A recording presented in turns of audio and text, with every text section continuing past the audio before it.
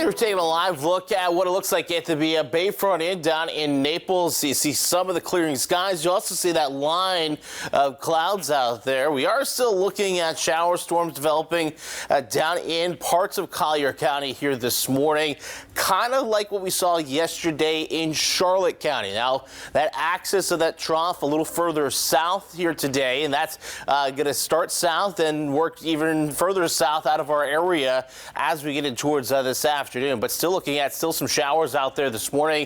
Let's take a zoomed in look. Everglades City getting a decent showers and storms for you right now. Also out towards Big Cypress, got some decent little showers there as well. Closer to Lee County, just got a few showers just off the coastline. Some of those moving on in as quickly as they move in. They're kind of fizzling out here this morning, but we still do have flood watches in effect for Charlotte, Glades, Henry, Lee, and Collier. Those until 8 p.m. here tonight, because just the ground's so saturated.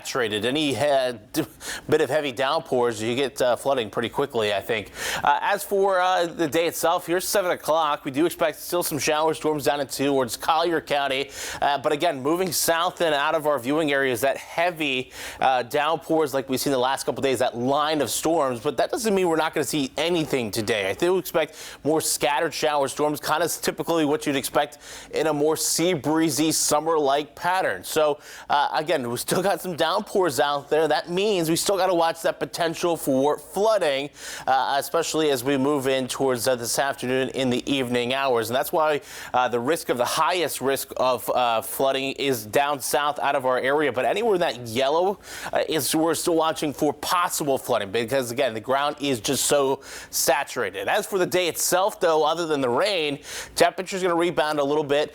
We are looking at upper 80s expected for you here today, and then getting down into the upper 70s here tonight, maybe a few scattered showers early on in the day. As for your weekend, well, still some scattered shower storms for you on your Saturday, little cloud cover around, but as you get towards Sunday, we're fully back in to that typical pattern you'd expect, with sunshine in the morning, afternoon showers and storms, temperatures pretty much hanging out in the lower 90s. As for rain chances this week, back down to that typical 50-60% coverage, but again, that's in the afternoon hours for you.